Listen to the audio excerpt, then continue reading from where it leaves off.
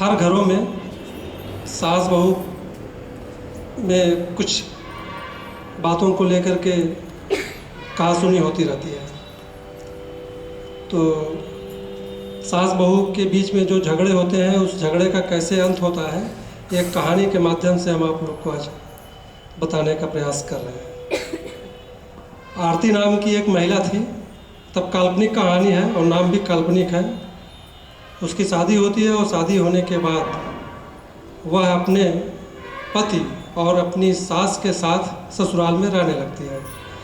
ससुराल में रहने के दौरान कुछ दिन के बाद आरती को यह आभास होने लगता है या महसूस होने लगता है कि उसकी सास जो है वो पुराने ख्यालों वाली महिला है, पुराने विचारों की महिला है, परंपरावादी रूढ़वादी विचारों वाली महिला है। लेकिन आरती जो थी वह नए विचारों वाली महिला थी, आधुनिक विचारों वाली महिला थी। तो दोनों के विचारों में पटरी नहीं बैठ रही थी। तो पटरी जब नहीं बैठ रही थी तो आए दिन सास किसी बात पे टीका टिप्पणी करती, कुछ बोलती, तो आरती पलट करके जवाब दे देती। तो धीरे धीरे दिन बीता, महीना बीता और साल भी बीत गया। न तो सास टीका टिप्पणी करना छोड़ती और न आरती जो है पलट करके जवाब देना छोड़ती। तो धीरे धीरे घर का माहौल जो था वो एकदम अशांत हो गया और सास और बहू में एक तरह से दूरियां भी बढ़ने लगी। एक दूसरे के प्रति दोनों के अंदर नफरत की भावना भी आ गई, घृणा की भावना आ गई। और जब ये सब भावनाएं आ जाएंगी घर में तो घर का माहौल एकदम अशांत हो जाएगा। अब आरती को अपनी सास से इतनी ज़्यादा नफरत हो गई कि वह सास से छुटकारा पाने का सोचने लगी। अब उसका घर में जो है दम घुटने लगा। अब वो सोच रही थी कैसे हमको जो है अपनी सास से छुटकारा मिले। इसी तरह कुछ दिन बीते होंगे कि एक दिन सास और बहू में, सास में और आरती में किसी बात को लेकर के फिर कुछ विवाद हो गया, मनमुटाव हो गया। और इस मनमुटाव में इस बार एक नई बात हो गई। इस बार आरती का जो पति था उसने अपनी माँ का पक्ष लेना शुरू कर दिया, माँ की बात को सही मानना शुरू कर दिया और माँ की हाँ में हाँ कहने लगा। जब आरती का पति अपनी माँ का पक्ष लेने लगा, वो उसकी हाँ में हाँ कहने लगा, तो आरती को बहुत ही गुस्सा आया और गुस्से में उसने अपना घर ससुराल से आकर के सीधे मायके चली आती है। और मायके आकर के वह अपनी माँ से और अपने पिता से पूरी पीड़ा, पूरी वेदना, पूरी व्यथा, पूरी दुखड़ा सुना डालती है। और उसके पिता आयुर्वेद के डॉक्टर थे। आरती के पिता जो थे वो आयुर्वेद के डॉक्टर थे। तो आरती ने कहा अपने पिता से कि पिताजी हमें कोई ऐसा जहरीला पदार्थ ला करके दे दीजिए ताकि हम अपनी सास को खिला दें। अब मैं ससुराल जो है नहीं जाऊंगी। वो जिद करने लगी कि हम ससुराल नहीं जाएंगे।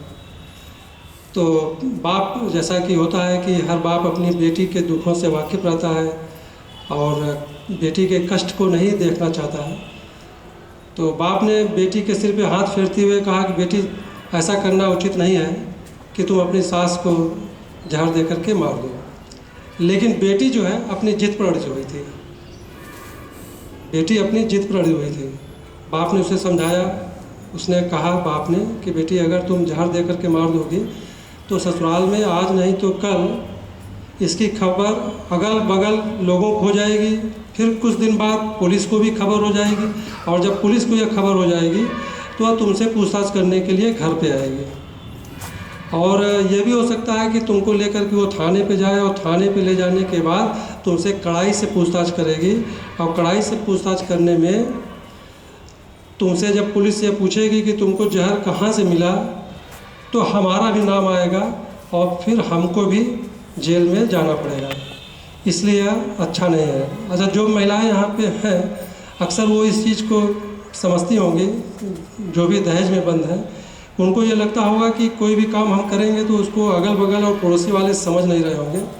लेकिन कोई भी घटना जब होती है तो आपके कोई न कोई जो दुश्मन होते हैं, हर घर परिवार में कोई दुश्मन हो तो उनको इस चीज़ की पता चल जाता है, पड़ोसियों को पता चल जाता है और किसी न किसी स्तर पे लोगों को यह पता चल ही जाता है। लेकिन लोग ये सोचते हैं कि किसी को जानकारी होगी नहीं और ये इसी तरह मामला जो है निपट जाएगा, लेकिन ऐसा होता नहीं है। सभी को इसकी जानकारी रहती है, लेकिन कोई सामने बोलता नहीं है। तो बाप ने अपनी बेटी को बहुत समझाया, लेकिन बेटी जो है अपने जिद पर अड़ी हुई थी। तो बेटी जब इतना जिद करने लगी तो बाप मजबूर हो गए, विवश हो गए। तो बाप ने कहा, ठीक है बेटी, जैसी तुम्हारी मर्जी, जैसा तुम सोचती हो वैसा ही होगा। उसकी माँ ने उसे भी बहुत समझाया, लेकिन वो मान नहीं रही थी। तो बाप ने कहा कि ठीक है, हम तुमको जेल जाते हुए नहीं देख सकते हैं, लेकिन जैसा हम कहें तुम वैसा ही करो। अगर तुम वैसा करो, हमारी बात मानो, तो हम बताएं तुम्हें। तो उसकी बेटी ने कहा, ठीक है, आप जैसा कहेंगे वैसा ही करेंगे। तो बेटी जो है बाप के कथनानुसार जो है सहमत हो गई। उसके बाद बेटी ने पूछा पिताजी से कि पिताजी हमें करना क्या होगा।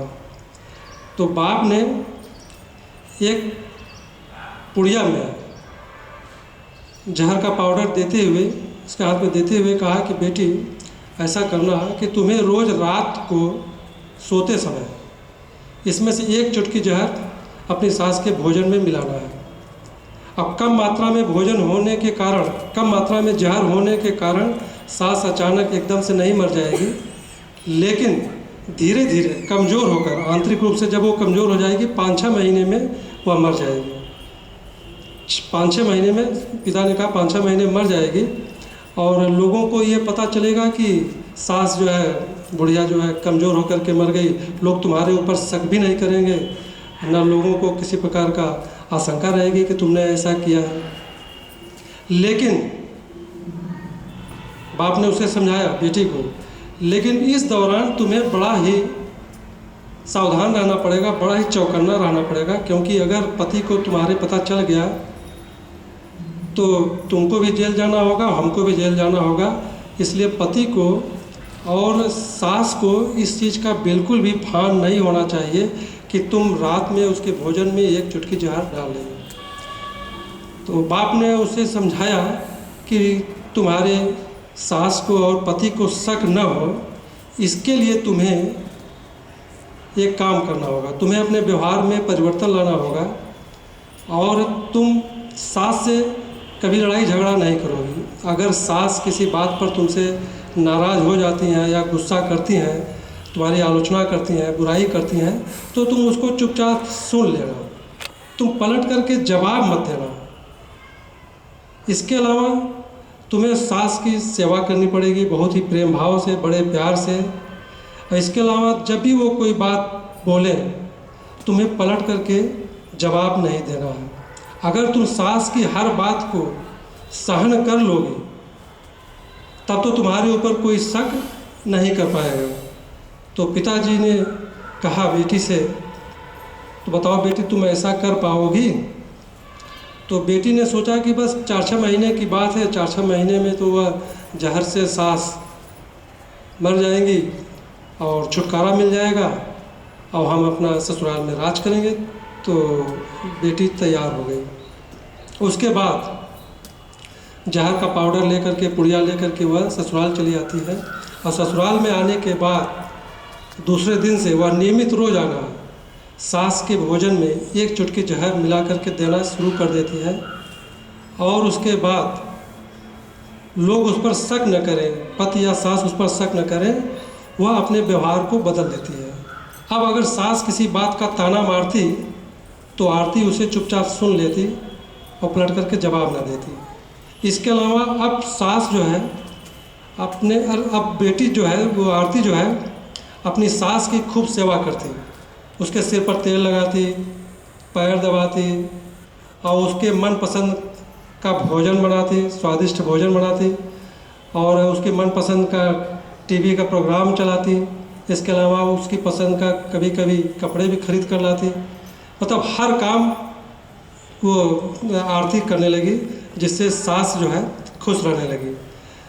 सास ने देखा कि बहू अब बहुत सेवा कर रही है, और जब बहू इतना सेवा करने लगी तो सास को बड़ी खुशी हुई।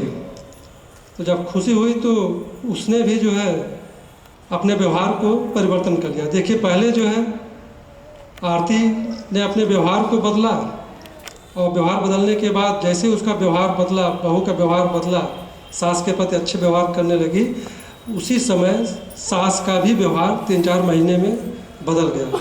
अब वो सास जो है अपने बहू की जो है तारीफ़ करने लगी, आशीष देने लगी, और 4 महीने बीत गए। इस दौरान घर का माहौल एकदम शांत हो गया। जो सास पहले बात बात पर बहू की जो है ताना मारती थी, आलोचना करती थी, निंदा करती थी, अब ये पुराने दिनों की बात हो गई। अब दोनों के बीच में एकदम अच्छे संबंध हो गए। लेकिन इस दौरान आरती नियमित रूप से 1 चुटकी जहर अपनी सास के भोजन में मिलाती रहती थी। 6ठा महीना आते आते आरती को यह लगा कि सास उसको एकदम बेटी के समान मान रही है।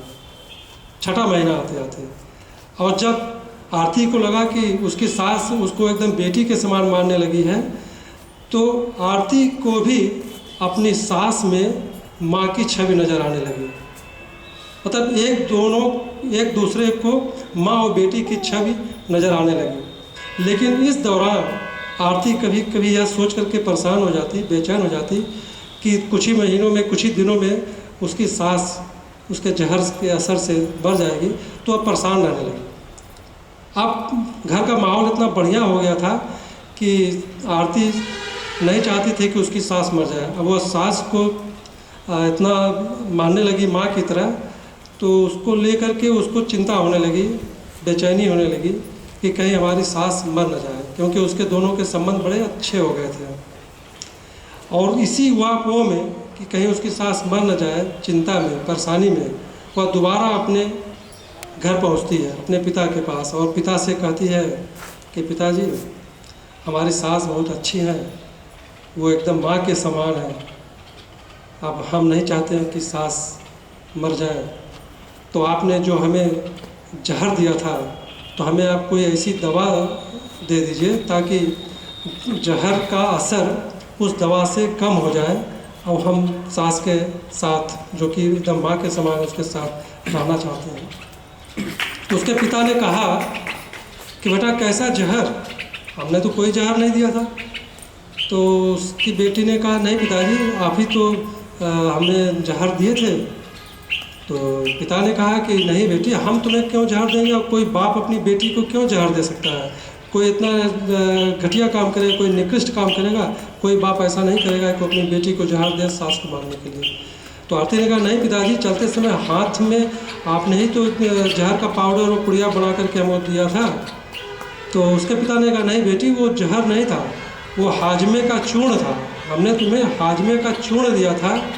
तो जब हाजमे का चूर्ण वो सुनी आरती बहू, तो उसको जान में जान आई, उसके जान में जान आई। इस कहानी के माध्यम से हम यही बताना चाहते हैं कि माँ बाप का यह फ़र्ज़ बनता है, यह जिम्मेदारी बनती है, यह उत्तरदायित्व बनता है कि वह बेटी को सही रास्ते पर ले चले, सही रास्ता दिखाए। बेटी जो है जिद्दी स्वभाव की थी, बेटी गलत थी, लेकिन उसके पिता ने कितने सुंदर तरीक़ा से, कितने सूझबूझ से काम लिया, और इस प्रकार एक परिवार टूटने से बच गया। धन्यवाद।